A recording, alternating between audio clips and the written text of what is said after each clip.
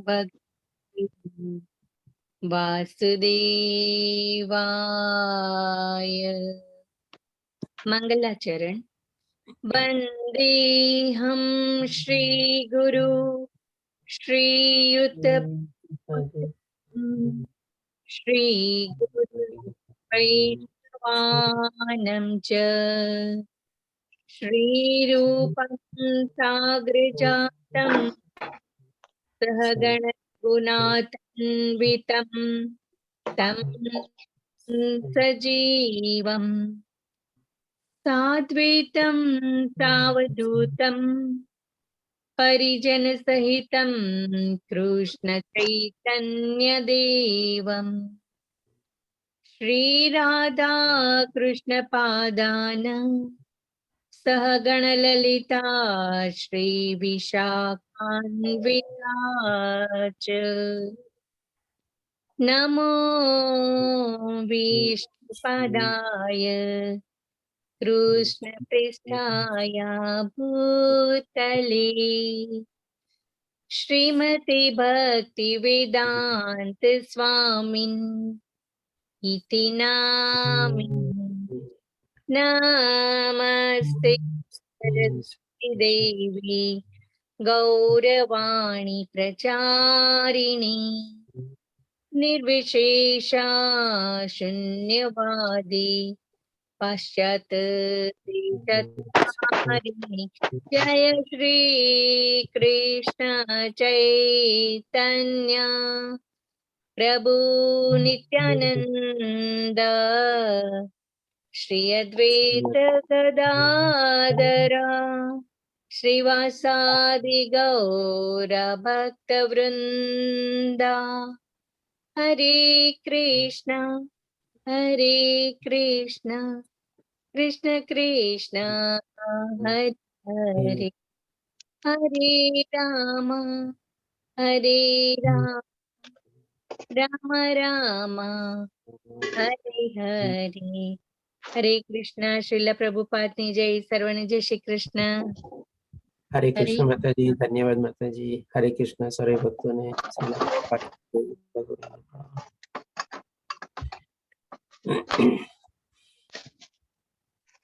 બધાને મ્યુટ કરી દઉં છું. પોતપોતાને મ્યુટ રાખજો.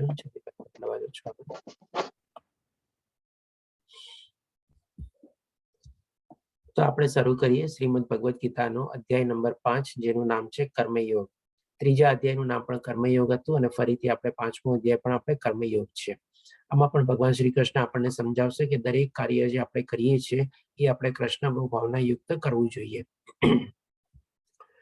તો આ અધ્યાય અર્જુનના પ્રશ્ન દ્વારા શરૂ થાય છે. અર્જુન પહેલા પૂછે છે. અર્જુને કહ્યું, હે કૃષ્ણ, આપ પહેલા મને કર્મનો ત્યાગ કરવા કહ્યું અને પછી ભક્તિપૂર્વક કર્મ કરવાનો આદેશ આપો છો. તો આપણે અહીંયા ભગવાને ક્યાંય પણ આપણને કર્મનો ત્યાગ કરવાનું હજી સુધી કીધેલું નથી. પણ અર્જુનના મનમાં એવું થાય છે કે ભાઈ કર્મનો ત્યાગ કરવા કીધું અને પછી કહે છે કે ભાઈ ભક્તિપૂર્વક કર્મ કરવાનો આદેશ આપો છો. તો આ ડેફિનેટલી ભગવાન શ્રી કૃષ્ણે કીધેલું છે. તો આના સંદર્ભમાં આપ જોશો કે ભાઈ ચોથા અધ્યાયનો આપણે 41મો શ્લોક હતો, જેમાં ભગવાન શ્રી કૃષ્ણ કહે છે અર્જુનને કે ભાઈ ભક્તિભાવપૂર્વક કર્મ કરવું જોઈએ. તો કોઈ મને મદદ કરી શકશે ચોથા અધ્યાયનો 41મો શ્લોક વાંચીને? કોઈની પાસે ગીતા હોય તો શ્રીમદ ભગવદ ગીતા અત્યારે નવા ભક્તોમાંથી કોઈ કહેશે તો બહુ ખુશી થશે.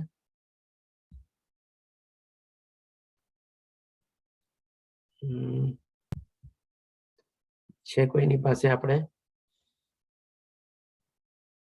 રવિન્દ્ર પ્રભુજી, અશ્વિન પ્રભુજી, જયશ્રી માતાજી, સોનલ માતાજી, ઉન્નતિ માતાજી. જી પ્રભુજી. ચોથા અધ્યાય 42મો શ્લોક ને? હાજી. હા, કોણ બોલે છે? હું હર્ષા બોલું છું.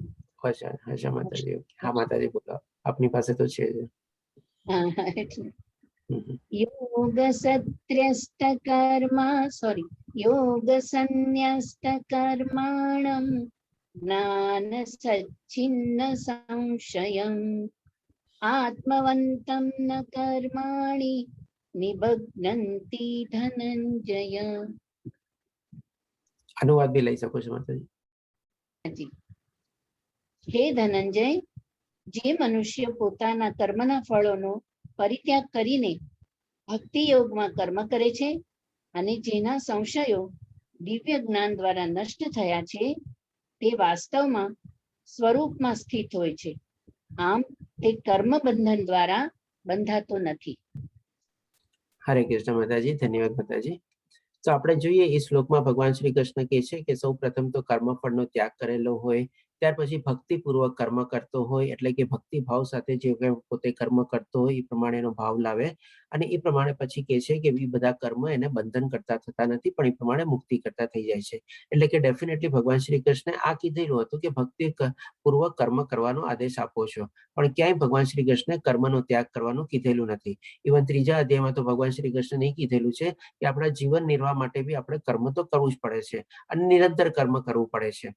પછી હવે ભગવાન શ્રી કૃષ્ણને પૂછે છે, હવે આપ કૃપા કરીને નિશ્ચિત રૂપે મને કહેશો કે આ બંનેમાંથી કયું વધારે કલ્યાણકારી છે? એટલે કે આ પ્રશ્નના ઉત્તરમાં ભગવાન શ્રી કૃષ્ણ આપે છે જવાબ. તો બીજા શ્લોકમાં ભગવાન શ્રી કૃષ્ણ કહે છે, પૂર્ણ પુરુષોત્તમ પરમેશ્વર ઉત્તર આપતા કહ્યું, મુક્તિ માટે તો કર્મનો ત્યાગ અને ભક્તિયુક્ત કર્મ બંને ઉત્તમ છે. એટલે આટલું સાંભળીને આપણને લાગે કે ભાઈ આમાં તો કઈ ક્લિયર ન થયું, જવાબ ન આવ્યો, કારણ કે ભગવાન શ્રી કૃષ્ણ કહે છે કે મુક્તિ માટે તો કર્મનો ત્યાગ બી અને ભક્તિયુક્ત કર્મ બંને સારા છે, તો પછી કરવું શું? તો એના માટે ભગવાન શ્રી કૃષ્ણ ક્લેરિફાય કરે છે પછી આગળ, પરંતુ આ બંને પૈકી, એટલે કે આ બંને પૈકી એટલે શું? કર્મનો ત્યાગ અને ભક્તિયુક્ત કર્મ, એ બંનેમાં કર્મના પરિત્યાગ કરતા ભક્તિયુક્ત કર્મ શ્રેષ્ઠ છે. એટલે કે ભગવાન શ્રી કૃષ્ણ એનું પોતાનું ફાઇનલ નિશ્ચય આપી દીધો, ફાઇનલ વર્ડિક્ટ આપી દીધું કે એવી ભક્તિયુક્ત કર્મ જ આપણે શ્રેષ્ઠ છે. હવે એ કેવી રીતે શ્રેષ્ઠ છે એ આખો એના ઉપર જ આપણે આખો અધ્યાય બેઝ થયેલો છે, કે આપણને ભગવાન શ્રી કૃષ્ણ સમજાવશે કે ભાઈ આપણે જે દરેક કર્મ કરીએ છીએ એમાં કેવી રીતે આપણે ભક્તિયુક્ત કર્મ કરીએ, અથવા તો શ્રી કૃષ્ણ ભાવનાની આપણે એડ કરીએ, અથવા કૃષ્ણ ભાવના યુક્ત થઈને આપણે કર્મ કરીએ, તો એ બધા કર્મ આપણા બંધન કરતા નથી થતા, પણ આપણા મુક્તિ કરતા કર્મ થઈ જાય છે, આપણને મુક્તિ માર્ગ પર આગળ ને આગળ વધારે છે. એ રીતે ભગવાન શ્રી કૃષ્ણ આ આખા અધ્યાયમાં આપણને સમજાવશે. તો આપણે આ અધ્યાયમાં આગળ વધતા પહેલા એક નાનકડી આપણે સ્ટોરી લઈ લઈએ કે ભાઈ આજની તારીખમાં ઘણા લોકો એમ સમજતા હોય છે કે ભાઈ વર્ક ઇઝ વર્શિપ, એટલે કે ભાઈ હું મારું ધ્યાનથી, ખંતથી, ઈમાનદારીથી અને પૂરું મન લગાડી, બુદ્ધિ લગાડીને કામ કરું છું, એ જ મારે ભગવાનની પૂજા છે એ પ્રમાણે. અને ઘણા લોકો એ માને છે કે ભાઈ માનવ સેવા એ જ પ્રભુ સેવા છે, એટલે કે એ લોકો શું કે ભાઈ માનવ કલ્યાણ માટેના બધા કર્મ કરતા હોય, અથવા તો પુણ્યના કર્મ કરતા હોય, અને એમ સમજી બેસે છે કે આ જ મારી પ્રભુની સેવા છે. તો આ બે ચીજમાં છે ને થોડું ઘણું આપણે મિસઇન્ટરપ્રિટેશન થાય છે આજની તારીખમાં. તો એના સંદર્ભમાં એક આપણે નાનકડી સ્ટોરી લઈએ, જેમાં આપણે નૃગ રાજાની સ્ટોરી છે. અહીંયા આપ જોઈ શકો છો, આ નૃગ રાજા હતા. નૃગ રાજા બહુ સારા રાજા હતા, અને બહુ સરસ રીતે પોતાનું રાજ્ય ચલાવતા હતા, અને બહુ વૈભવી રાજા હતા, અને એની પાસે બહુ મોટી ગૌશાળા હતી. એમાં આપણે 2, 5, 10, 500, 1000ની સંખ્યામાં નહીં, પણ આપણે લાખો કરોડોની સંખ્યામાં એની પાસે ગૌશાળામાં ગાયો હતી. અને એ શું કે ભાઈ બધાને ગાયો દાનમાં આપતા. શું કામે આપતા? તો કે ભાઈ પુણ્ય કમાવા માટે, કારણ કે એમને શું ઈચ્છા હતી કે ભાઈ હું જેટલું પુણ્ય કમાઈશ એટલું વધારે મારા માટે સારું, એટલો હું ઉચ્ચતર લોકમાં જઈશ, એટલું હું સ્વર્ગલોક ભોગવી શકીશ. એટલે કે હંમેશા આખી જિંદગી એને પોતે પુણ્ય કમાવાની જ કોશિશ કરી, અને આવી રીતે બધાની લોકોની સેવા કરતા અને દાન આપતા, અને બધાને મોસ્ટલી ગાયનું દાન આપતા. હવે ગાયનું દાન આપતું ત્યારે જમાનામાં શું કામે ઉત્તમ દાન ગણાતું? કે ભાઈ શું છે, ગાય આપણને સૌ પ્રથમ તો આપણને દૂધ આપે. આપણને હવે એને મેન્ટેનન્સ કરવા માટે બહુ ઓછું, કે ભાઈ ઘાસ ચારો ને આપો એટલે પણ ગાય સરસ મજાનું આપણને દૂધ આપે. હવે એ જે દૂધ આપે એમાંથી પોતાનો નિર્વાહ થઈ જાય, પોતે દૂધ પી શકે, અલગ અલગ વાનગી બનાવી શકે, એટલે ખાવા પીવાની બધી જરૂરિયાતો પૂરી થઈ જાય. અને પ્લસ સાથે સાથે બધું દૂધ પોતે ન લઈ શકે, એટલે બાકી બધું દૂધ બજારમાં જઈને આપી પી શકે, અને આગેશમાં બીજું કઈ બી મેળવી શકે. એટલે કે એની જીવન જરૂરિયાત જેટલી બી ચીજ વસ્તુ હોય એ બધી એમાંથી ગાયમાંથી પૂરી થઈ જાય. આપણે એક ગાય જ એના જીવન માટે આપણે સંપૂર્ણ રીતે થઈ શકે એ રીતે આપણે જોઈ શકીએ. એટલે કે આ રીતે નૃગ રાજા બધાને ગાયોનું દાન આપતા. એમાં પણ બ્રાહ્મણ લોકોને, એ લોકો જ્યારે પણ બ્રાહ્મણ આવે ત્યારે એને ગાય આપી દાન આપી દેતા. તો આવી જ રીતે એકવાર શું થાય છે કે એક બ્રાહ્મણને એક દાન માંગવા આવે છે, ત્યારે નૃગ રાજાને દાન આપે છે ગાયનું. હવે એ નૃગ રાજાને ત્યારે એ બ્રાહ્મણને 2 થી 3 ગાયો દાન આપે છે, કે અથવા એનાથી વધારે સંખ્યામાં દાન આપે છે, અને એ ગાયોને લઈને જતો હોય છે. પણ એમાં બનવા જો બને છે શું કે ભાઈ એમાંથી એક ગાય વિખૂટી પડી જાય છે, છૂટી પડી જાય છે, અને ફરીથી પાછી નૃગ રાજાના ગૌશાળામાં આવી જાય છે. હવે ત્યારે બીજો બ્રાહ્મણ આવે છે નૃગ રાજા પાસે, અને એ દાન માંગવા આવે છે. અને નૃગ રાજા તો આ તકનો મોકો જોઈને રાહ જોઈને બેઠા હતા કે મારી પાસે કોઈ આવે અને હું દાન આપું અને પુણ્ય કમાવું. એટલે કે એને પણ એ દાન આપે છે. પણ બનવા જો થાય છે શું એવું, એ જે ગાય ફરીને પાછી આવી હતી એને પોતાને તો ખબર નથી કે આ જ ગાય છે. એ ગાય પછી આપી દે છે આ બીજા બ્રાહ્મણને દાનમાં. બીજો બ્રાહ્મણ જેવો ગાય લઈને જતો હોય છે ત્યાં ઓલો પેલો બ્રાહ્મણ આવી જાય છે અને એ કહે છે કે ભાઈ આ ગાય તો મારી છે. અને ગાય ઉપર કોઈ એને એવી પોતાની નિશાની રાખી હશે, કોઈ એવું લાલ કપડું કે કઈ તિલક કેવું કઈ કર્યું હશે કે જેથી કરીને ઓળખી જાય છે અને કહે છે કે ભાઈ આ મારી ગાય છે. એટલે પોતે આઈડેન્ટિફિકેશન પોતે કરી દે છે. ત્યારે પછી હવે બીજો બ્રાહ્મણ કહે છે કે ના ભાઈ આ તો મને દાન આપી છે એટલે મારી ગાય છે. પેલો બ્રાહ્મણ કહે છે કે આ તો પહેલેથી ઓલરેડી દાનમાં અપાયેલી છે અને મારી ગાય છે. હવે બંને બ્રાહ્મણો વચ્ચે ત્યારે ઝઘડો થાય છે. ત્યારે રિગરાજા આવીને કહે છે કે તમે લોકો ઝઘડો નહીં, હું તમને ફરીથી બીજી ગાયો આપી દઉં છું. પણ ના, અહીંયા તો હવે શું ઈગો પ્રોબ્લેમ આવ્યો, પોતપોતાનો અહંકાર આવ્યો. પેલો બ્રાહ્મણ કહે છે કે આ મારી જ ગાય છે, બીજો બ્રાહ્મણ કહે છે કે ના મારે તો આ જ ગાય જોવે, તમે મને જે આપી. એટલે કે એ બંનેના આપણને ઈગોમાં ઝઘડો થાય છે. હવે એમાં શું થાય છે કે જે પેલો બ્રાહ્મણ હોય છે એ આપણે ઋગરાજાને શાપ આપી દે છે કે ભાઈ તમે તો ખોટું કામ કરો છો, તમે દાનમાં આપેલી ચીજને પાછી મેળવો છો અને પાછું બીજાને દાન આપો છો ને આમ બધું કરો છો ને એવી રીતે અપશબ્દો બોલીને એ પ્રમાણે શાપ આપી દે છે. હવે શાપના ફળ રૂપે શું થાય છે કે ભાઈ પોતે કરવા ગયા હતા ધર્મનું કામ, પણ એ જ રીતે જયારે ધર્મનું કામ કરવા ગયા અથવા પુણ્ય કમાવાના હેતુથી કર્મ કરતા હતા, થઈ ગઈ આવી મોટી ભૂલ. તો આજના તારીખમાં બી આપણે ઘણી વાર એવું હોય છે કે આપણે ધર્મના નામે કામ કરવા જઈએ પણ આપણને ખબર નથી હોતી કે ભાઈ શું એનું રિઝલ્ટ આવશે કે કેવી રીતે આવશે. એટલે કે આવી રીતે ભૂલ થઈ ગઈ. હવે શાપ મળેલો છે એટલા માટે પછી એનો છીપકલી તરીકે જન્મ થાય છે. પણ ડેફિનેટલી હતી તો બહુ પુણ્ય આત્મા, સારા એવા પુણ્યોને કમાયેલા હતા. તો પછી જયારે ભગવાન શ્રી કૃષ્ણ આવે છે, એમના ગોવાળિયા સાથે રમતા હોય છે ત્યારે કુવામાં આપણે છીપકલીને જોવે છે.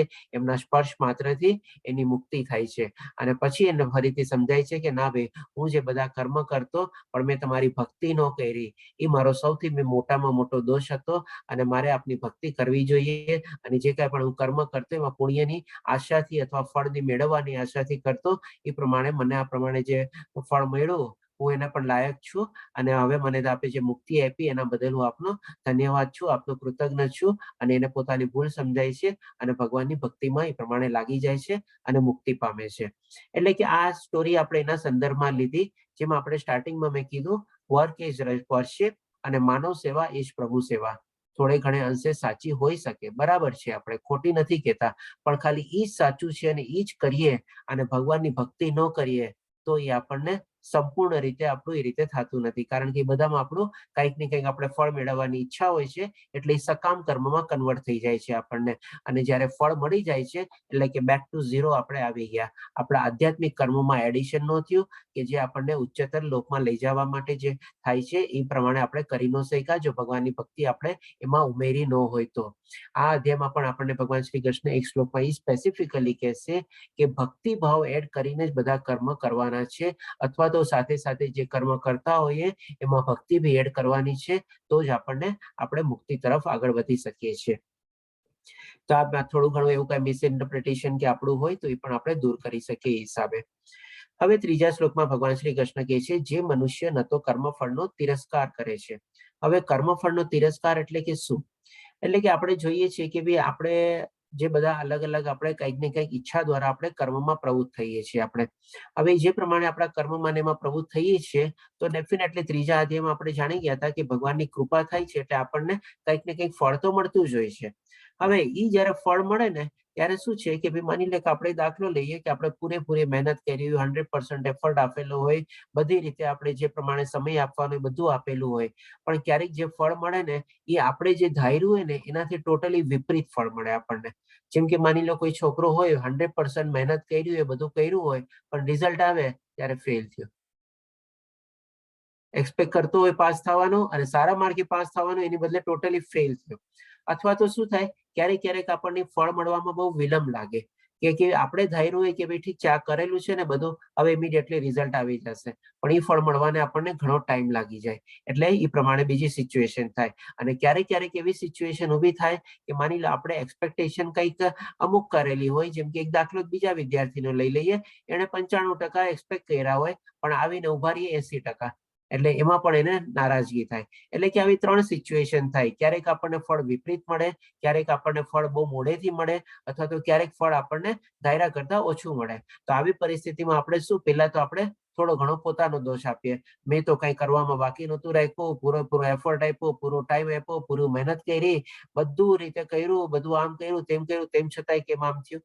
એટલે કે એ પ્રમાણે પછી ક્યારેક કોઈ વધારે એવું માની લ્યો તમોગુણી વાળો માણસ હોય તો એ શું કરે, બીજા લોકોને દોષ આપે. તારા કારણે આમ થયું, તે આમ કર્યું ને એટલે આમ થયું, તે આમ કર્યું ને એટલે મારાથી આમ ન થયું, તે આમ ન કર્યું હોત ને તો આમ ન થાત, અથવા તો કંઈક ને કંઈક એવું બ્લેમ ગેમ અને એક્સક્યુઝ ગેમ શરૂ થઈ જાય. તો આ રીતે આપણે કહી શકીએ કે ભાઈ આપણે કર્મફળનો તિરસ્કાર કર્યો કહેવાય આપણે.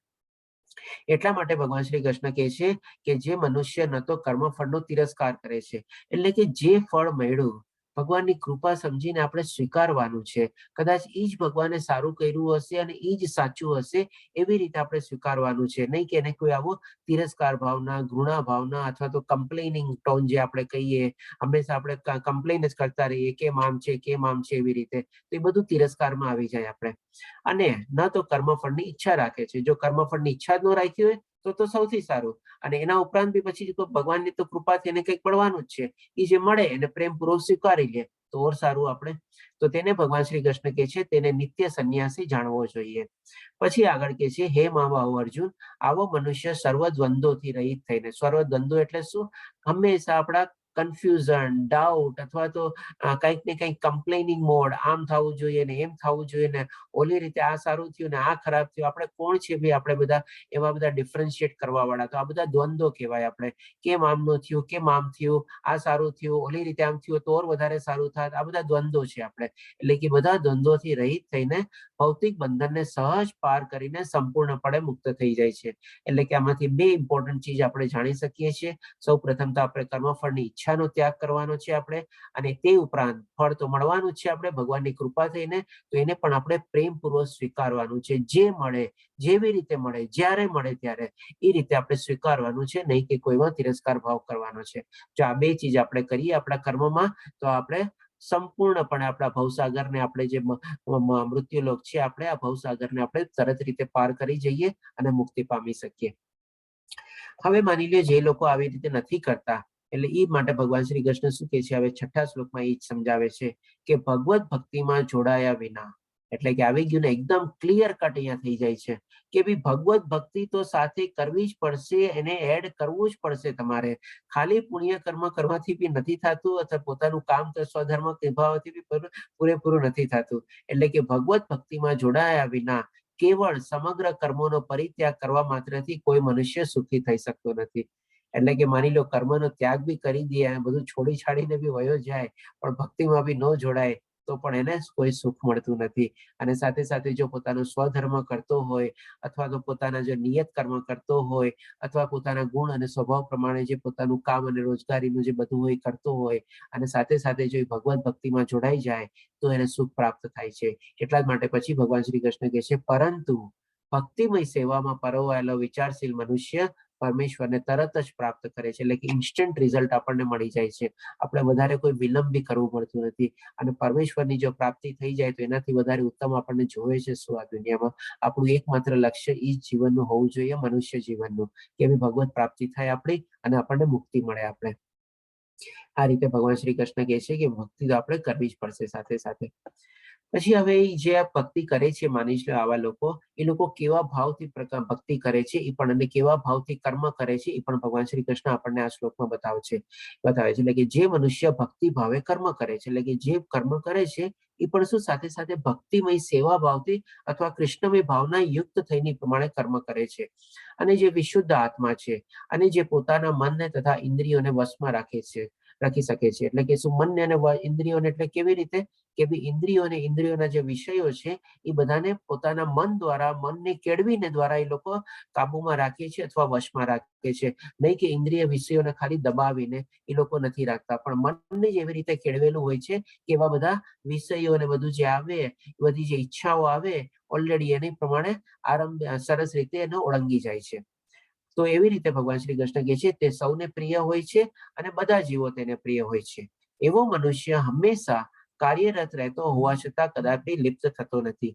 હવે શેનાથી લિપ્ત થતો નથી એ આપણે જોઈએ હવે, કારણ કે આમાં પણ ભગવાન શ્રી કૃષ્ણ એક સરસ મજાનો બેનિફિટ બતાવે છે આવા ભક્તો માટે, કે જે આવા ભક્તિ ભાવે બધા કર્મ કરતા હોય છે. એક તો બધાને પ્રિય હોય છે, બરાબર જ છે, પણ સાથે સાથે શું છે એ બી લિપ્ત થતું નથી. અને શેનાથી લિપ્ત થતું નથી એ પણ ભગવાન શ્રી કૃષ્ણ આપણને આગલા શ્લોકમાં એક સરસ મજાની કમ્પેરિઝન આપીને સમજાવે છે. તો એ જોઈએ આપણે 10મા શ્લોકમાં આપણે કહે છે કે જે મનુષ્ય કર્મફળ પરમેશ્વરને સમર્પિત કરીને અને આસક્તિ કરી રહિત થઈને પોતાનું કર્તવ્ય કરે છે, તે જેમ કમળપુત્ર જળથી અસ્પૃશ્ય રહે છે, તે પાપ કર્મોથી અલિપ્ત રહે છે. એટલે કે આપણે બધા કર્મોમાં કંઈક ને કંઈક દોષ રહેલા હોય છે, પણ જો આવી રીતે કૃષ્ણભાઈ ભાવના યુક્ત આપણે કર્મ કરીએ, કર્મફળની આપણે આશા છોડી દઈએ અને તેમ છતાં જે કંઈ પણ ફળ આપણને મળે એને આપણે પ્રેમપૂર્વક સ્વીકારીએ અને સાથે સાથે એ પણ આપણે ભગવાનને આપણે સમર્પિત કરીને એનો ગ્રેટિટ્યુડ માનીને, એને થેન્ક્સ માનીને, એમનો ધન્યવાદ માનીને આપણે એને અર્પિત કરીએ, તો એ રીતે ભગવાન શ્રી કૃષ્ણ કહે છે કે જાણતા અજાણતા બી કાંઈ બી એવા પાપ કર્મો થઈ ગયા હોય એનાથી એ અલિપ્ત રહીએ છે. અને એની સાથે સરસ મજાની કમ્પેરિઝન આપે છે આપણે કમળપત્રની. આપણે જાણીએ છીએ કે ભાઈ કમળ આપણે તળાવમાં હોય તો એમાં કાદવ બી હોય અને પાણી બી હોય, પણ કમળ જ્યારે ખીલેલું કમળ હોય ત્યારે તમે જોજો કે ભાઈ કાદવથી છે ને આખું અલિપ્ત હોય છે. જ્યારે તમે આખું ફૂલને ઉઠાવો કોઈક આપણે સારા કામ માટે આપણે, ત્યારે એમાં જરાય આપણને કાદવ કે કાંઈ આપણને સાથે આવતું નથી. અને માની લો એમાં કોઈ પાણીના ટીપા કે કોઈ પડેલું હોય તો એટલી સિલ્કી ફૂલ હોય છે, પાંદડીઓ હોય છે, એની પંખડીઓ હોય છે, એ પાણી આસ્તે આસ્તે આસ્તે એનાથી આપણે ઓટોમેટિકલી સરકી જાય છે, વયું જાય છે. તો એવી જ રીતે આપણા જીવનમાં બી શું છે, આવા કોઈ આપણે કર્મો કરી લીધા હોય પણ આવા ભાવથી આપણે કર્મો કરાવી કે જેમાં કંઈક ને કંઈક એવું પાપ છે ને એમાં થોડું ઘણું જે આપણે કહે ને ઇનહેરન્ટ, એટલે કે ઓટોમેટિકલી આપણે આવી જાય. જેમાં આપણામાં એક કહેવત છે ને કે ભાઈ કોરા સાથે ભીનું બી સંકેલાઈ જાય, એવું કંઈક છે આપણે કહેવત, તો કે ભાઈ એની સાથે એવી રીતે થઈ જાય. આપણે એવા પાપ જાણતા અજાણતા થઈ જાય આપણે, તો પણ એ જેમ શું કે ભાઈ પાણી પંખડીઓમાંથી કેવી રીતે સરકીને વયો ગયું, તો એવા પાપ પણ છે ને આપણે અડીને છે ને ક્યાં વયા ગયા, ક્યાં ઉડી ગયા એ પણ આપણને ખબર ન પડે આપણને. અને કોઈ એવી મોટી બી તકલીફ કે કાંઈ હોય આપણે એનાથી બી આપણે બચી જઈએ, કારણ કે આપણને ભગવાનની પ્રમાણે સુરક્ષા આપણને પ્રાપ્ત થઈ જાય. તો આવી રીતે આપણે કોઈ પણ કર્મ આ રીતે કરીએ તો જે ભગવાન શ્રી કૃષ્ણ આપણને આપણે કમ્પેરિઝન આપીને સમજાવે છે, બધા પાપ કર્મોથી આપણે અલિપ્ત રહી શકીએ અથવા આપણે અળગા રહી શકીએ અથવા પાપ કર્મોથી આપણે જુદા રહી શકીએ આપણે. અને જાણતા અજાણતા બી કંઈ થઈ ગયા હોય તો જેમ પાણી સરકી જાય પંખડી ઉપરથી, એવી રીતે બધા પાપ બી આપણને ટચ કરીને બધા વયા જાય, આપણને વધારે ક્ષતિ અથવા નુકસાન ન પહોંચાડી શકે. આમ ભગવાન શ્રી કૃષ્ણ સરસ મજાનો ફાયદો બતાવે છે આપણને. હવે આના માટે ભગવાન શ્રી કૃષ્ણ કહે છે કે આ લોકો જે બધા કર્મ કરતા હોય છે એ કેવી રીતે કરતા હોય છે અને શું કામે કર્મ કરતા હોય છે એ પણ આપણને સમજાવે છે. અને એના માટે ભગવાન શ્રી કૃષ્ણ યોગીજનો વડ વાપરે છે. એટલે કે યોગીજનો અનાસક્ત થઈને શરીર, મન, બુદ્ધિ અને ઇન્દ્રિયો દ્વારા પણ કેવળ આત્મશુદ્ધિ હેતુ માટે કર્મ કરે છે. એટલે કે અહીંયા બે ચીજ આપણે સમજવાની જ છે. સૌ પ્રથમ તો જયારે આપણે કર્મફળનો ત્યાગ કરી દીધો હોય ત્યારે આપણને મનમાં ઘણી વાર એવી ઈચ્છા થાય ને કે ભાઈ કર્મફળનું તો કઈ હવે મળવાનું તો છે નહીં, ચાલ ને હવે જેમ આવે એ પ્રમાણે કર્મ કરી નાખવું, કામ કરી નાખવું. માની લો કોઈ જગ્યાએ આપણે કોઈ જોબ કરતા હોય અને આપણને કોઈ વધારાનું કામ કહે તો આપણે શું કરીએ, પેલા તો એને ટાળીએ એ કામને.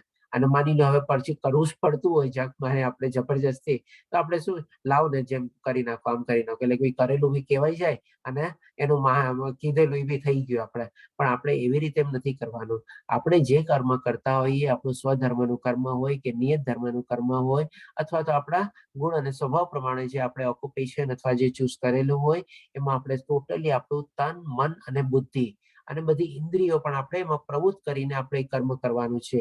એમ નહીં કે આપણે ધકેલ 200 ની જેમ આપણે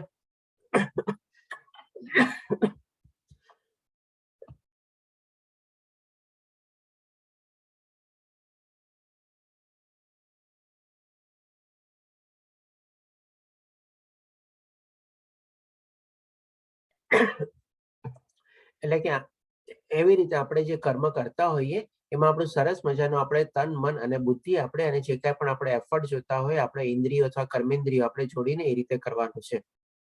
અને બીજી ચીજ ભગવાન શ્રી કૃષ્ણ કહે છે કે એ લોકોનો હેતુ શું હોય છે અથવા તો પર્પઝ અથવા ગોલ અથવા ઓબ્જેક્ટિવ શું હોય છે. કારણ કે ફળની તો ઈચ્છા છે નહીં, તો પછી એ લોકોનો હેતુ શું હોય છે? તો એ લોકોનો હેતુ શું હોય છે? તો કે ભાઈ આત્મશુદ્ધિ હેતુ માટે કર્મ કરે છે. એટલે કે જેમ આપણે શું છે આપણું જેમ બોડીને હંમેશા આપણે ક્લિન્ઝિંગ કરીએ છીએ, આપણે નાહીએ તો છીએ ડેઈલી, એવું તો નથી કે આપણે એકવાર નાહી લીધું તો પછી આપણને અઠવાડિયું ચાલશે કે મહિનો ચાલશે. ઉલટાનું ગરમીના ટાઈમમાં તો આપણે દિવસમાં 2-3 વાર બી નહાતા હોઈએ છીએ. તો એવી જ રીતે બી આપણે છે ને આત્માને શુદ્ધિ માટે બી છે ને આપણે કન્ટિન્યુઅસલી આવા આપણા કર્મ છે ને કરતા જ રહેવાના છે, અથવા તો ભગવાનની ભક્તિ આપણે કરતી જ રહેવાની છે આપણે. તો શું આપણી આત્મા વધારે ને વધારે શુદ્ધ થતી જાય, આપણે વધારે ને વધારે આપણે ઉજળી થતી જાય, વધારે ને વધારે દિવ્ય થતી જાય એ પ્રમાણે. અને જ્યારે એવી સરસ મજાની આપણે વિશુદ્ધ આત્મા થઈ જાય ને ત્યારે આપણે અંદરથી જેટલો આનંદ આપણે મહેસૂસ કરીએ, કારણ કે આપણી આત્મા એટલી શુદ્ધ હોય, એટલી પ્રજ્વલિત હોય, એટલી જ્ઞાનથી આપણે સ્ફુરિત હોય કે આપણને એટલી સ્ફૂર્તિ, મનમાં તાજગી અને અંદરથી આનંદ આપણને આપે કે વાત ન પૂછો. કારણ કે બીજી કોઈ ચીજ આપણને બધી ચીજ આનંદ ન આપી શકે. એટલે હંમેશા એ લોકો આત્મશુદ્ધિના હેતુ માટે કર્મ કરતા રહેતા હોય છે. પછી ભગવાન શ્રી કૃષ્ણ જે આપણને આગળ સમજાવે છે, આવા જ એક આપણે શ્રીલા પ્રભુપાદજી છે, જેમણે પોતાના લાઈફના લગભગ 40 થી 50 વર્ષો કૃષ્ણા કોન્શિયસનેસ મુવમેન્ટ ફેલાવવામાં પોતાના કાઢી નાખ્યા. એમને પ્રણામ કરીને આપણે આગળ વધીએ. પછી ભગવાન શ્રી કૃષ્ણ 12મા શ્લોકમાં આપણને કહે છે, હવે આમાં પણ ભગવાન શ્રી કૃષ્ણ કહે છે કે ભક્તિમાં સ્થિર થયેલો મનુષ્ય, પહેલા યોગી કીધો, હવે અહીંયા કહે છે ભક્તિમાં સ્થિર થયેલો મનુષ્ય પરમ શાંતિ પામે છે, કારણ કે તે પોતાના સર્વ કર્મના ફળ મને અર્પિત કરે છે. પરંતુ જે મનુષ્ય ભગવાન સાથે સંલગ્ન થતો નથી અને તે તથાથી જે પોતાના શ્રમના ફળનો લોભી છે તે બદ્ધ થઈ જાય છે. એટલે જો આપણે કંઈક ને કંઈક આવી ફળની ઈચ્છા રાખીને જ કરીએ કર્મ, અને ભગવાનની સ્તુતિ ન કરીએ, ભગવાનની ભક્તિ ન કરીએ, તો પછી બધા કર્મનું આપણને ફળ તો મળવાનું જ છે, કંઈક ને કંઈક ફળ મળશે.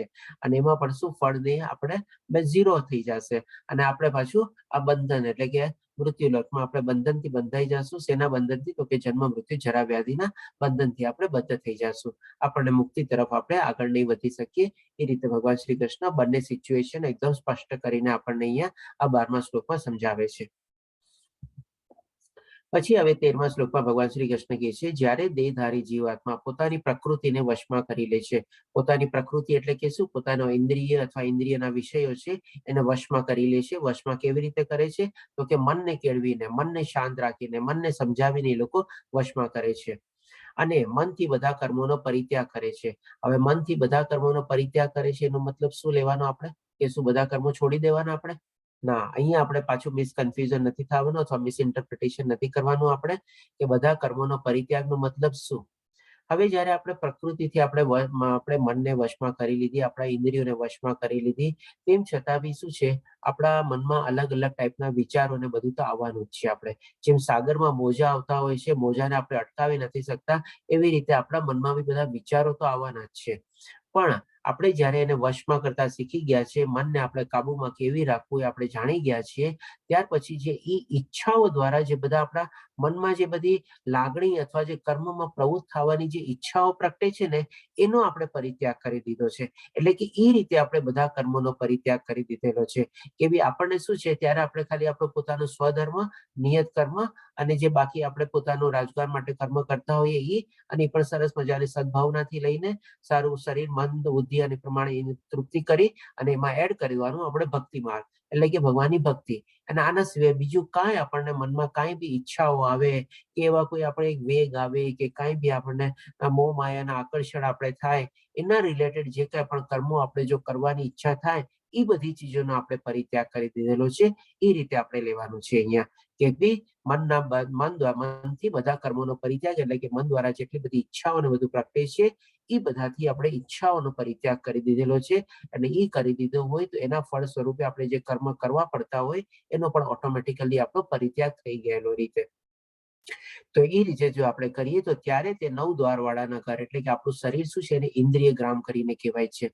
અને એમાં 9 દ્વાર છે. 9 દ્વાર એટલે ક્યાં? તો કે આપણા ચહેરા ઉપર 7 હોય છે, 2 આંખ, 2 કાન, 2 નાસિકા અને 1 મોઢું, 7, અને નીચે આપણે જનેન્દ્રિય અને ગુદા. એ પ્રમાણે આપણા શરીરમાં 9 એવા ટાઈપના છિદ્રો હોય છે કે જે આપણા એન્ટ્રી પોઈન્ટ અને એક્ઝિટ પોઈન્ટ તરીકે આપણે ઓળખી શકીએ.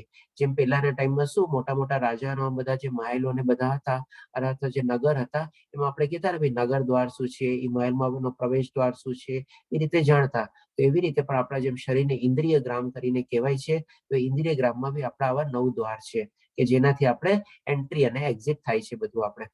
તો આ રીતે ભગવાન શ્રી કૃષ્ણ કહે છે, ત્યારે તે 9 દ્વાર વાળા નગરમાં કશું કર્યા કે કરાવ્યા વગર સુખપૂર્વક રહે છે. એટલે કે શું છે ભાઈ, કઈ એને બીજું તો કોઈ કરવાની જરૂર રહેતી નથી અને પોતે જે કઈ પણ કરતો હોય છે ને એ બધું આમ ઓટોમેટિકલી આમ જેને કે કઈ જેમ આપણે મશીનમાંની સ્વિચ ચાલુ કરીએ અને મશીન કેવું ચાલુ થઈ જાય, પંખાની સ્વિચ ચાલુ કરીએ અને પંખો કેવો એના મેળે ફરવા માંડે, એવી રીતે આ માણસ જે હોય ને સવારથી ઉઠીને એ પ્રમાણેના જે નિત્ય કર્મ કરવાના હોય, સ્વધર્મ નિભાવવાનો હોય, પોતાના કર્મ જે કરવાના હોય, જે પ્રમાણે ભગવાનની ભક્તિ કરવાની હોય, જે પ્રમાણે માળાનો નિયમ લીધેલો હોય એ પ્રમાણે બધું છે ને ઓટોમેટિકલી સવારના સ્વિચ ચાલુ થઈ અને આખું કરીને પાછું રાતના સુઈ જાય. જેમ પંખાની પાછી સ્વિચ બંધ કરી દે અને પંખો બંધ થઈ જાય. એટલે કે એવી રીતે શું છે એને કાંઈ આપણે કોઈ, કારણ કે બાકી બધી ચીજ એને કોઈ મતલબ જ નથી ને. ગમે તેટલા કોઈ આવીને કઈ કહીને જાય કે કોઈ એવા મોહમાયા આકર્ષણ આવે, બધાનો તો એને પરિત્યાગ કરી દીધેલો છે અને એવી કોઈ ઈચ્છા મનમાં થતી જ નથી અને થાય છે તો બી એને વશમાં કેવી રીતે કરવી એ પણ જાણી ગયો છે. બધું જ્ઞાન એને કેળવેલું છે. તો પછી એને કઈ પોતે કર્યું કે ન કરે એનો કઈ એને મતલબ જ રહેતો નથી. ઓટોમેટિકલી જ એની લાઈફ એ પ્રમાણે ચાલે છે. આપણે આમ ભગવાન શ્રી કૃષ્ણ કહે છે અને સાથે કહે છે કે સુખપૂર્વક રહે છે. એટલે કે આપણને જો હેપીનેસ જોતી હોય લાઈફમાં તો આ રીતે આપણે જો કર્મ કરીએ તો આપણને સરસ મજાની સુખ અને શાંતિ મળે છે. પહેલા ભગવાન શ્રી કૃષ્ણ આપણને શાંતિ બી કહી દીધું કે સરસ રીતે શાંતિ મેળવીએ છીએ અને અહીંયા સુખ બી કહે છે. કારણ કે આપણે આખી જિંદગીમાં હંમેશા સુખ અને શાંતિ જ માંગતા હોઈએ છીએ અને સુખ અને શાંતિ આપણે ગોતીએ છીએ ક્યાં? તો કે ભાઈ બહારની દુનિયામાં. બહારની દુનિયામાં, ભૌતિક દુનિયાના આપણના મોહ માયા આકર્ષણમાં કોઈ જાતની સુખ શાંતિ છે નહીં. બધું આપણે ટેમ્પરરી છે. એ પણ ભગવાન શ્રી કૃષ્ણ આપણને આ જ અધ્યાયમાં આગળ સમજાવશે. આપણને સાચી સુખ અને શાંતિ આપણે આવી જ રીતે કેળવી શકીએ અથવા મેળવી શકીએ.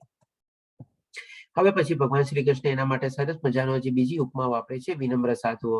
પેલા યોગીઓ વાપરા, પછી આપણે વિનમ્ર સાધુઓ વાપરા, પછી આપણે હવે ભગવાન શ્રી કૃષ્ણ હજી એક જીવન મુક્ત બી વાપરશે. તો વિનમ્ર સાધુઓ તેમના યથાર્થ જ્ઞાનના પ્રતાપે, યથાર્થ જ્ઞાન એટલે શું? તો કે આત્મજ્ઞાન અને કેવી રીતે કર્મ કરવાના છે બધું જાણી ગયા છે. એ પ્રમાણે તો યથાર્થ જ્ઞાનના પ્રતાપે વિદ્વાન તથા વિનય બ્રાહ્મણને ગાય, હાથી, કૂતરા તથા ચંડાળને સમાન દ્રષ્ટિથી જુએ છે.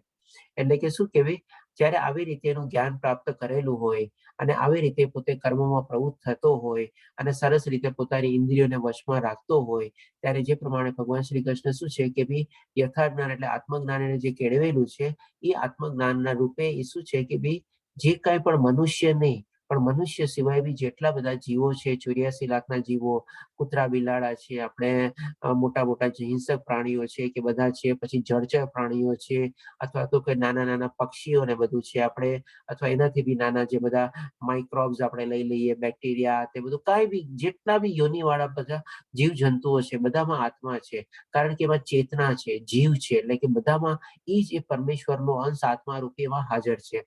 એટલે કે જયારે આવો જ્ઞાની માણસ હોય છે એ બધામાં એક જ આત્માના દર્શન કરે છે અને એ રીતે બધાને પ્રમાણે સમાન દ્રષ્ટિથી જુએ છે. આમાં હોઈ શકે આપણે થોડી ઘણી ટ્રીટમેન્ટ અલગ હોય. જેમ કે આપણે નાનકડો એક દાખલો લઈ લઈએ કે માની લો આપણા ઘરે કોઈક આપણો ફ્રેન્ડ આવ્યો અને ડોરબેલ વાગી તો ડેફિનેટલી કોઈક મનુષ્ય વગાડ્યો અને જેવો આપણે દરવાજો ખોલ્યો, આપણો ફ્રેન્ડ કે કોઈક આપણો કામનો માણસ આવીને ઉભો છે.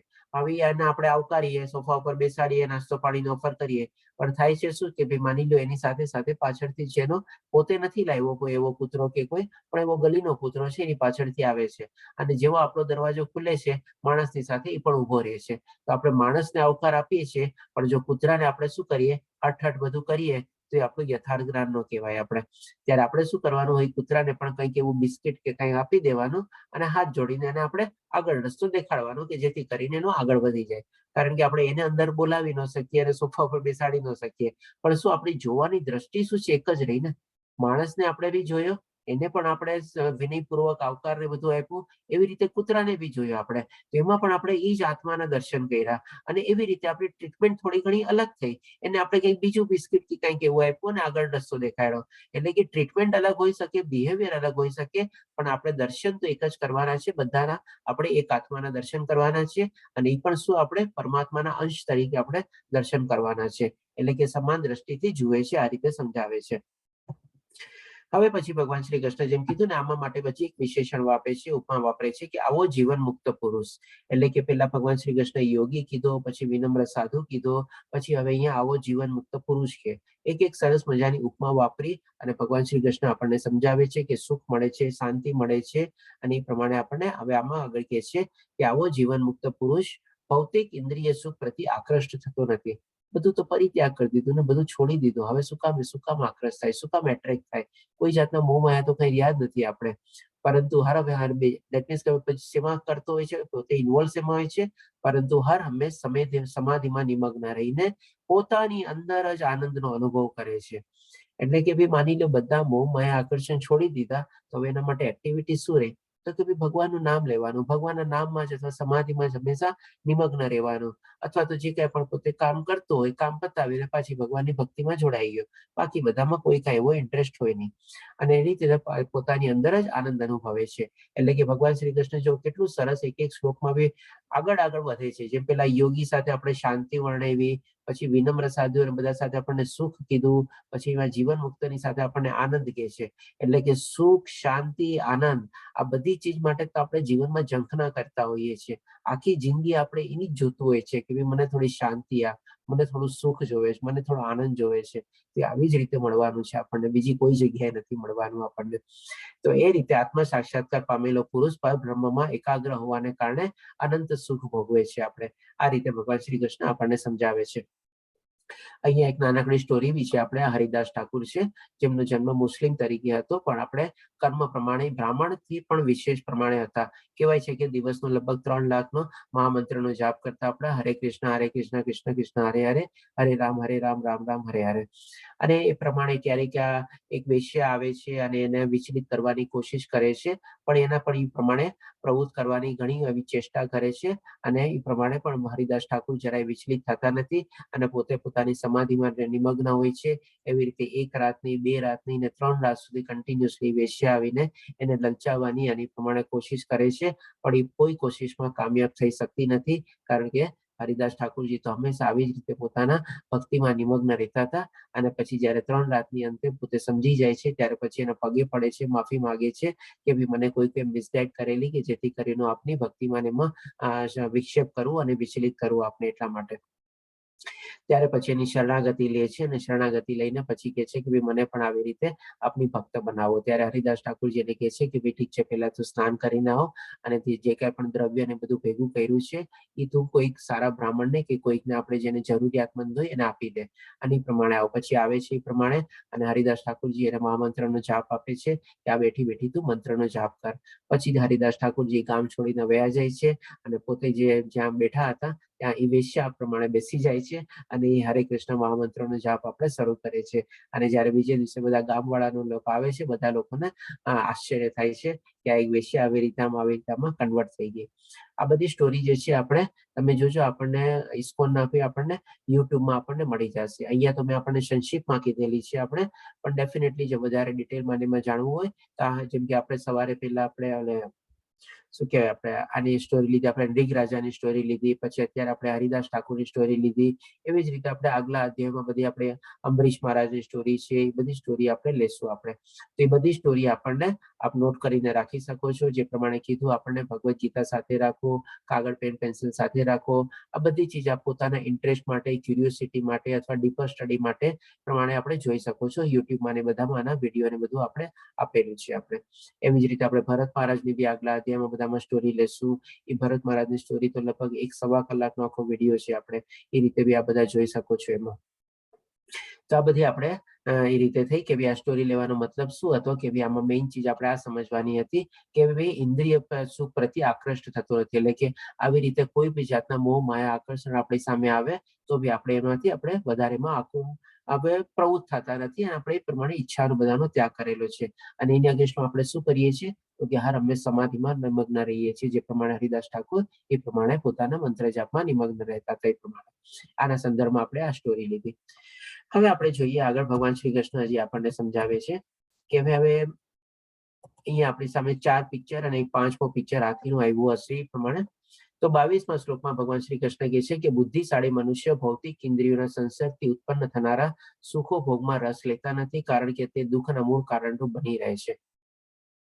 એટલે કે અહીંયા હવે ભગવાન શ્રી કૃષ્ણ બુદ્ધિશાળી મનુષ્ય કહે છે કે બુદ્ધિશાળી મનુષ્ય એટલે કે કેવી રીતે બુદ્ધિ, તો કે ભાઈ આત્મજ્ઞાન મેળવેલું હોય, એ પ્રમાણે પોતાની બુદ્ધિને કેળવેલી હોય, કર્મ કેવી રીતે કરવાના એ પ્રમાણે પોતાની બુદ્ધિને કેળવેલી હોય, અને એ જયારે બુદ્ધિને કેળવી લે છે ત્યારે ભૌતિક ઇન્દ્રિયોના જે વિષયો છે અથવા શરીર સુખના વિષયો જે બધા જે છે એ બધાથી ઉત્પન્ન થનારે જે આપણને જે ટેમ્પરરી સુખ અથવા ભોગમાં જે રસ લાગે છે એમાં આપણને વધારે આપણે ઇન્ટરેસ્ટ લેતા નથી, કારણ કે એક કે બીજે દિવસે જે ચીજ આપણને અત્યારે સુખ આપે છે એ જ ચીજ આપણને આગલા ટાઈમમાં એ દુઃખનું કારણ બની જાય છે આપણને, કારણ કે બધું ટેમ્પરરી હોય છે, આપણને દુઃખના કારણરૂપ બની રહે છે. એ કોંતે આવા સુખોનો આદિ તથા અંત હોય છે, એટલે કે શરૂઆત બી હોય છે અને અંત બી હોય છે.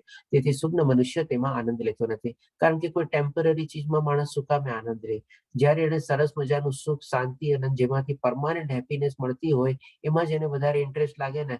આ બધી ટેમ્પરરી ચીજમાં પોતે પેલા એમાં તો પોતે એફર્ટ આપીને પોતે પ્રવૃત્ત થવાનું, પછી પ્રવૃત્ત થઈને પોતાની થોડી ઘણી ઇન્દ્રિય તૃપ્તિ માટે આપણને લાગે સુખ, પછી એ જ ચીજ પાછળથી આપણને દુઃખમાં કન્વર્ટ થઈ જાય. તો આ બધી ચીજોમાં બધામાં આપણે શું કામે કરવું? આપણે આના સંદર્ભમાં એક આપણે નાનકડો દાખલો લઈએ. પેલા આપણે 4 પિક્ચરને સમજી લઈએ.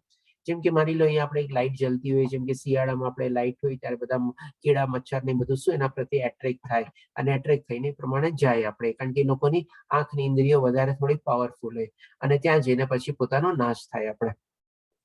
પછી એવી જ રીતે આપણે અહીંયા હિરણનો ફોટો છે, તો હિરણ શું છે, એની આપણે કાનની ઇન્દ્રિય વધારે પાવરફુલ હોય છે. તો જે કોઈ એને શિકાર કરવો હોય તો શિકારી પેલા નગારા અને મ્યુઝિક ને બધું વગાડે એટલે એના પ્રત્યે આકર્ષિત થઈને એ હિરણ ત્યાં જાય અને એનો શિકાર થઈ જાય. પછી જેમ આપણી સામે અહીંયા માછલીનો દાખલો છે, તો માછલીને શું છે, જીભ વધારે પાવરફુલ હોય છે. એટલે કે જેને એને શિકાર કરવો હોય, જે માછીમાર ને બધા હોય, માછીમારનો શોખ ધરાવતા હોય, એ પ્રમાણે આવી રીતે કોઈક આપણે ખાવાનું કંઈક લટકાવે અને ટીંગાડે કે જેનાથી માછલી એટ્રેક્ટ થાય અને એ એટ્રેક્ટ થઈને પછી એનો શિકાર થઈ જાય આપણે. અને અહીંયા આપણે છે પછી આપણે મધુમાખીનો એક્ઝામ્પલ છે કે જેની આપણે નાકની ઇન્દ્રિય જે છે એ વધારે પાવરફુલ હોય છે, કે ભાઈ આવી રીતે ફૂલોની સુગંધ જોઈને એના પ્રત્યે આકર્ષિત થાય અને ફૂલ ઉપર બેસશે અને પછી જયારે ફૂલ બંધ થઈ જાય ત્યારે એમાં પણ એનો એ પ્રમાણે નાશ થઈ શકે છે. અને અહીંયા આપણે એક હાથીનો બી એક્ઝામ્પલ જે છે, જેને હાથીને આપણે કહીએ કે ભાઈ સેક્સ ડિઝાયર બહુ સ્ટ્રોંગ હોય છે, તો જેને એનો શિકાર કરવો હોય છે પેલા એક હાથડીને આગળ દોડાવે અને એ હાથડીને જોઈને હાથી એના પાછળ ભાગતો હોય અને ઓલા શિકારી લોકોએ શું એક મોટો ખાડો ખોદીને રાખ્યો હોય. હવે હાથડીને તો પોતાનો જીવ બચાવવો છે એટલે બરાબર ખાડાને જોવે એટલે બાજુમાંથી નીકળી જાય, પણ હાથડી તો શું, હાથી તો શું નીચું મોઢું કરીને ખાલી હાથડીને જ જોતો હોય, બીજું કઈ દેખાય જ નહીં એને. અને જેવો ખાડો આવ્યો એને કઈ ખબર જ નથી, ફટાક દઈને ખાડામાં પડી ગયો. પછી જેનો શિકાર કરવો હોય ક્રેનથી ઉપાડીને જે પ્રમાણેનો ઉપયોગ કરવો એ પ્રમાણે કરે.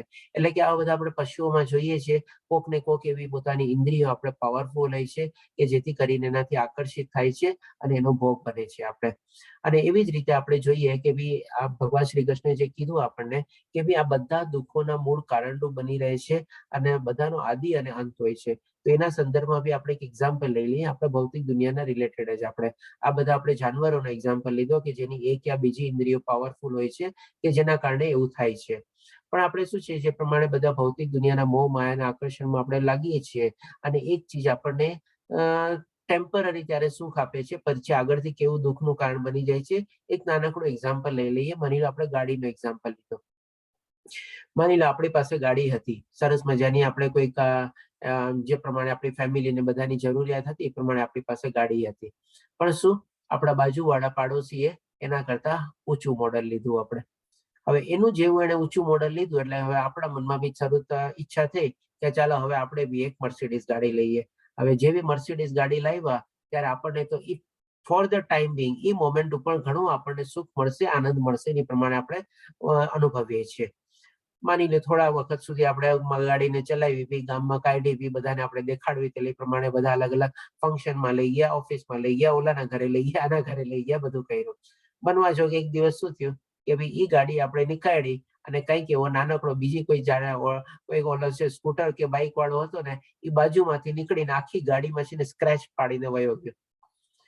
હવે ઈ મર્સિડીઝ ગાડીમાં જે સ્ક્રેચ પડે છે અને ઈ આખી શરૂઆતથી લઈને ઘર દઈને આખો જે ફસાવીને સ્ક્રેચ પડ્યો છે, હવે ઈ સ્ક્રેચ છે ને મર્સિડીઝમાં નથી પડ્યો, કારણ કે ઈ સ્ક્રેચને આપણે શું છે રિપેર કરાવવાની, મર્સિડીઝમાં ઈ સ્ક્રેચને રિપેર કરવાની જેટલો ખર્ચો લાગે ને ક્યારેક ક્યારેક, તો એના કરતા કોઈ બીજા આપણા નાની ગાડી બી કદાચ આવી જાય આપણે. પણ ત્યારે શું છે, એટલે કે ઈ ખર્ચાને પ્રમાણે રૂપમાં આપણને સ્ક્રેચ ક્યાં લાગે છે, આપણા દિલમાં સ્ક્રેચ લાગે છે, આપણા હાથમાં આપણને પ્રમાણે સ્ક્રેચ લાગે છે. અને ત્યારે આપણે શું કહીએ છીએ, ભાઈ રાખ મર્સિડીઝ અંદર, ઓલી નાની ગાડી જે બીજી હતી ને એ જ ગાડી બહાર કાઢ. એટલે કે ઈ જ ટાઈમમાં જે આપણને એક ટાઈમમાં મર્સિડીઝે આપણને સુખ અને આનંદ આપ્યું, હવે ઈ જ ટાઈમમાં એ આપણું દુઃખનું કારણ થઈ ગયું.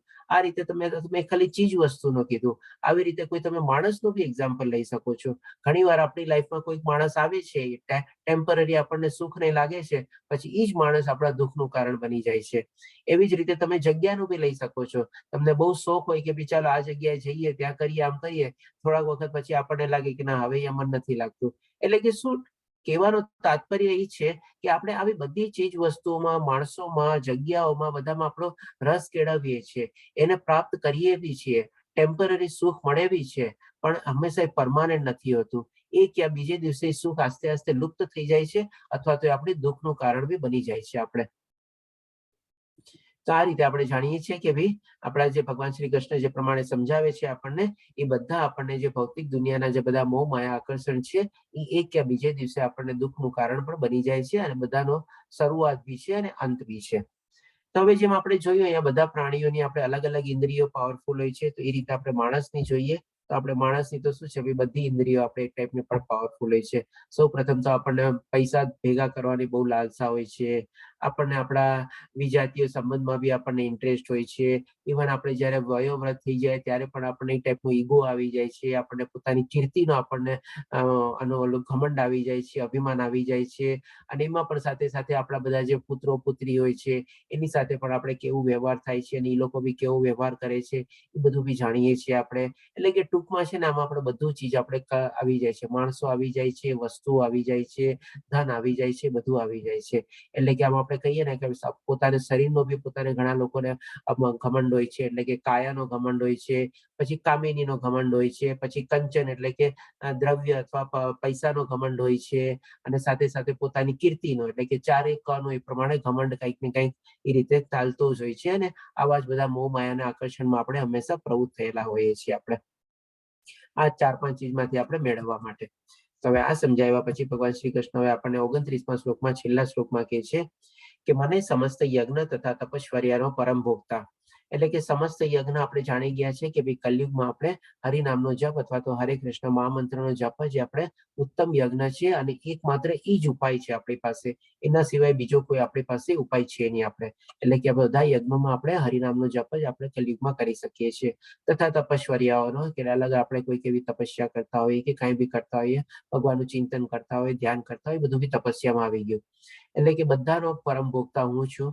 હવે આ તમે કહેશો કે ભાઈ કેવી રીતે ભગવાન શ્રી કૃષ્ણ કેમ બધાનો પરમ ભોગતા, આપણે કેમ નહીં? તો આના સંદર્ભમાં એક આપણે નાનકડો એક્ઝામ્પલ લઈ લઈએ કે માની લો એક માણસ શું છે, ગામમાંથી કોઈક એવું બીજ લાવે છે, કોઈક વનસ્પતિ કે એવું કંઈકનું છે બીજ. હવે બીજ લાવીને પોતાની જમીનમાં વાવણી કરે છે. વાવણી કર્યા પછી એની સરસ મજાની રખેવાળ કરે છે, અને એ બીજ આસ્તે આસ્તે છોડ થાય છે, છોડમાંથી વૃક્ષ થાય છે, અને વૃક્ષમાંથી ફળ આપવાની સ્થિતિમાં આવી જાય છે. અને જ્યારે એમાં ફળ આવે છે ત્યારે ફળ તોડીને પછી પોતે ભોગવવાની ઈચ્છા કરે છે.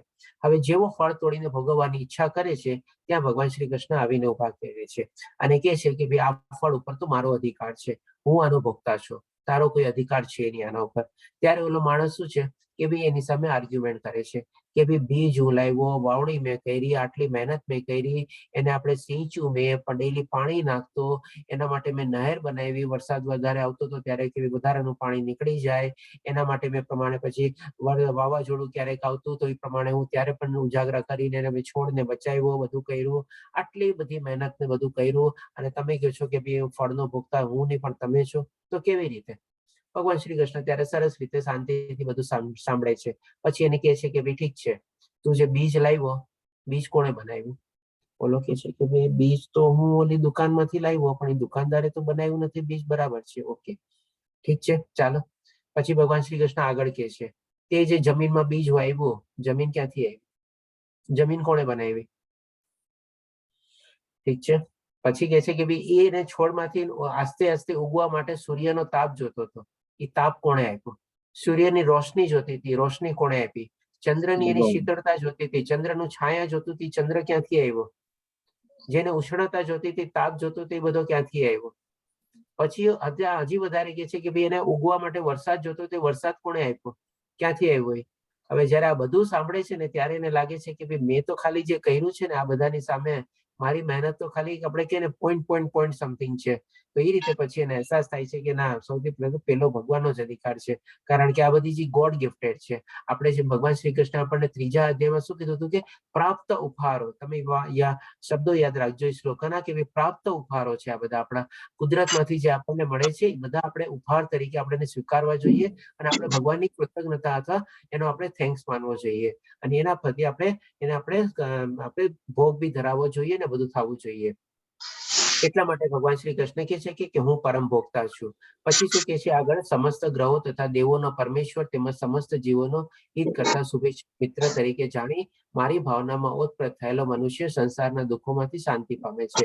એટલે કે આ શ્લોકમાં ભગવાન શ્રી કૃષ્ણ આપણને 3 ચીજ કહે છે, અને એ દ્વારા આપણને પીસ ફોર્મ્યુલા આપે છે. સુખ, શાંતિ અને આનંદ જો જોતું હોય આપણને લાઈફમાં, તો એ 3 ચીજ આપણને આ શ્લોકમાં 3 ચીજ જે સમજાવે છે એ દ્વારા આપણે કેળવવાની છે. સૌ પ્રથમ તો પેલા ભગવાન શ્રી કૃષ્ણ બધી ચીજોનો ભોગતા છે. બીજું કે ભાઈ સમસ્ત ગ્રહો, એટલે ખાલી આપણે પૃથ્વી ગ્રહ નહીં, પણ જેટલા બી ગ્રહો જે છે, અને સાથે સાથે દેવી દેવતા, બધા દેવોનો એમાં સમાવેશ થઈ ગયો.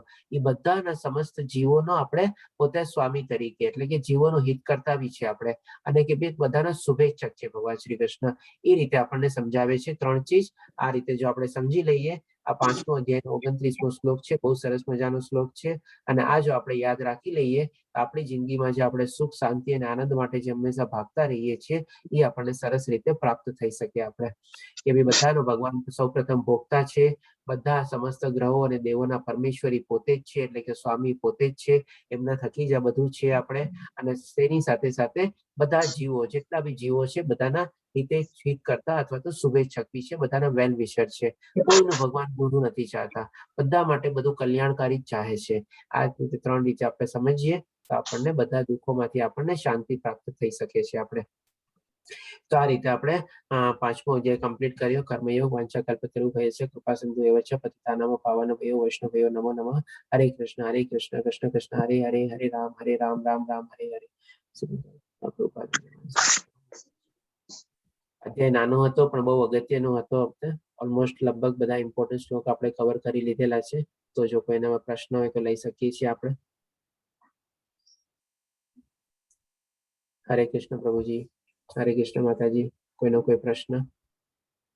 હરે કૃષ્ણ પ્રભુજી. હરે કૃષ્ણ પંકજ પ્રભુજી, બોલો. હવે કોઈ વ્યક્તિ નિષ્કામ કર્મયોગ કરે છે, બરોબર, કર્મોના ફળનો ત્યાગ કરે છે, પણ એ ભગવાનનું નામ લેતો નથી, તો એને એ ભગવાનની ભક્તિ કરતો નથી, તો એને શું કર્મયોગનું ફળ મળે? આપનો પ્રશ્ન બહુ સારો છે પંકજ પ્રભુજી. અને ડેફિનેટલી જો નિષ્કામ કર્મ કરતો હોય પણ ભગવાનની ભક્તિ જો એડ ન કરતો હોય એમાં, તો આપણે કહી શકીએ કે ભાઈ એઝ ગુડ એઝ ઇઝ આપણે સારો ભક્ત છીએ આપણે. કારણ કે આપણે જોશું કે કાલે જ આપણે 12મા અધ્યાયમાં ભક્તિ યોગમાં જોશું કે ભગવાન શ્રી કૃષ્ણ આપણને 6 સ્ટેપ વર્ણવે છે. 6 સ્ટેપમાં આપણે છે ને સૌથી પહેલા તો અનન્ય ભક્ત આવે છે. અનન્ય ભક્ત પછી આપણે છે ને નિષ્કામ કર્મયોગીની આવે છે. તો આપણે ભક્તની કેટેગરીથી એકદમ ઇમિડિયેટ આપણે નિષ્કામ કર્મયોગી આવે છે. ભલે એ પોતાના સકામ કર્મ નથી, મહારાજની જેમ આપણે પુણ્ય કમાવાની ઈચ્છાથી નથી કરતો, પણ જેમ પ્રમાણે આપણે કીધું કે ભાઈ નિષ્કામ કર્મમાં પોતે પ્રવૃત્ત થયેલો છે, પણ ખાલી ભક્તિ એડ નથી કરતો. એટલે કે આપણે કહી શકીએ ને કે ભાઈ એકદમ નદીના કિનારે આવીને ઉભેલો છે, પણ આપણે જે ભક્તિમાં ડૂબી જાય તો આપણને આખો ભવસાગર પોતે પાર કરી શકે છે આપણને. કારણ કે ભગવાન શ્રી કૃષ્ણે શું કીધું કે ભાઈ જો ભક્તિ એડ કરતો હશે ને, તો એને સરસ મજાનું સુખ, શાંતિ અને આનંદ બધું પ્રાપ્ત થઈ જશે. બાકી જેમ જેમ એ પોતાનો નિષ્કામ કર્મયોગ આગળ વધારતો રહેતો હોય, તો નો ડાઉટ એમાં પણ એક એને મેજર બેનિફિટ ભગવાન શ્રી કૃષ્ણ આ જ અધ્યાયમાં કહે છે. શું બેનિફિટ કહે છે? તો કે ભાઈ એની આત્મા જે છે એની વિશુદ્ધ થતી રહેશે, ઓર સારી ને સારી આપણે પ્યોરિટી તરફ અથવા તો વિશુદ્ધ આત્મા પ્રતિ પ્રયાણ આગળ વધશે આપણે. પણ તફાવત ખાલી આટલો જ રહેશે આપણે. હરે કૃષ્ણ પ્રભુજી. હરે કૃષ્ણ. આઈ હોપ કે ઇટ ક્લિયર આપને. શ્યોર પ્રભુજી. હરે કૃષ્ણ. હરે કૃષ્ણ પ્રભુજી. ઓકે, બીજા કોઈ પ્રશ્ન? પ્રભુજી કોઈ પ્રશ્ન પણ છું નહીં. જી તેજસ પ્રભુજી, આપનું કઈ મંતવ્ય જણાવવાનું છે કે ક્વિઝ તો બધાને કરો છો, કોઈ આપ જણાવી શકો છો? બસ પ્રભુજી, ખાસ ક્વિઝ માટે જ રિમાઇન્ડર આપવાનું છે ઘણા બધા devotees-ના quiz બાકી છે. તો હજી 5 જ અધ્યાય ચાલે છે, તો હાલથી આપી દેશે તો ટ્રેક ઉપર આવી જશે. નહીંતર પાછળથી બધા quiz એક સાથે આપવા પડશે ને, બધી તકલીફ થશે. નમ્ર વિનંતી બધાને કે quiz પ્લીઝ આપો. તો જે પ્રમાણે તેજસ પ્રભુજી વિનંતી કરે છે, સર્વ ભક્તોને મારા તરફથી બી એકવાર ફરીથી રિક્વેસ્ટ છે કે પોતપોતાની ક્વિઝ સોલ્વ કરો. સર્ટિફિકેટ તો નો ડાઉટ મળવાનું જ છે, પણ સાથે સાથે આપણને બહુ મહત્વનું જ્ઞાન બી એમાં મળશે આપણને. કારણ કે ક્વિઝ તમે સોલ્વ કરશો ને તો સાઈડમાં આપણને બધું એક્સપ્લેનેશન ની બધું બી આપણે આવે છે. બહુ સરસ મજાનો લર્ન ડેશ પ્લેટફોર્મ બનાવેલો છે આપણે. હરે કૃષ્ણ. હરે કૃષ્ણ વિધિ માતાજી. આ ક્વિઝ વાળું માંથી સ્ટાર્ટ નથી થતું, ખબર નહીં કેમ, એટલા માટે નથી આપી શકતું. કઈ વાંધો નહીં વિધિ માતાજી, આપ તેજસ પ્રભુજીને પર્સનલી કોન્ટેક્ટ કરી શકો છો. એમણે એમનો નંબર ગ્રુપમાં એમાં મૂકેલો જ છે. અને ફરીવાર તમે મને સંપર્ક કરી લેજો માતાજી. જે બી ક્વેરી હશે સોલ્વ કરી આપીશ તમને. હરે કૃષ્ણ. હરે કૃષ્ણ. તેજસ પ્રભુજી જુલાઈ મહિનાથી મારી સાથે જોડાયેલા છે એડમિન તરીકે, અને બહુ સરસ સેવા આપે છે. અને જે કઈ પણ કોઈને પણ આવા ક્વિઝના રિલેટેડ પ્રશ્નો હોય છે, પોતે પર્સનલી અટેન્ડ કરીને બધાના સોલ્વ કરેલા છે એમણે. હરે કૃષ્ણ. હરે કૃષ્ણ પ્રભુજી. હરે કૃષ્ણ. હરે કૃષ્ણ પ્રભુજી. જી દેવતી માતાજી. જય શ્રી માતાજી. કાલે કહેતા હતા કે વોટ્સએપ ગ્રુપમાં એમનું નામ નથી, એટલે પછી એમને રેકોર્ડિંગ મળતું નથી. તો પ્લીઝ એમનું નામ એડ કરજો આ ગ્રુપમાં. દેવતી માતાજી, આજે સવારે જ મારી પાસે બી મેસેજ આવ્યો હતો જય શ્રી માતાજીનો, અને તરત ને તરત મેં એમને એડ કરી બી દીધા, એમને રિપ્લાય બી આપી દીધો. ધન્યવાદ. હરે કૃષ્ણ. દેવતી માતાજી, કાલે આપણે 6ઠ્ઠો અધ્યાય છે, થોડોક શ્લોક વધારે છે, તો વેલા જોડાશું કે પછી સમયસર થઈ જશે? આપણે 5:15 જોડાઈ જશું? જી પ્રભુજી. તો તેજસ પ્રભુજી એ પ્રમાણે મેસેજ મૂકી દેજો. અને હા પ્રભુજી. હર્ષા અને રાજેન્દ્ર પ્રભુજી એ પ્રમાણે આપને બી વિનંતી કે 5:15 આપણે જોડાઈ જશું. તો ઠીક છે પ્રભુજી, હું મેસેજ નાખી દઉં છું ગ્રુપમાં પ્રભુજી. હરે કૃષ્ણ. કારણ કે શ્લોક થોડા વધારે છે આપણે 6ઠ્ઠા અધ્યાયમાં ધ્યાન યોગમાં. હા, હર્ષા માતાજી આપને પણ વિનંતી છે. ઓકે, હરે કૃષ્ણ. ચાલો, બીજા કોઈ પ્રશ્ન હોય તો કાલે ફરીથી મળશું આપણે 6ઠ્ઠા અધ્યાયમાં. ધ્યાન યોગ છે આપણે એ રીતે લેશું. હરે કૃષ્ણ. હરે કૃષ્ણ પ્રભુ. હરે કૃષ્ણ. હરે કૃષ્ણ.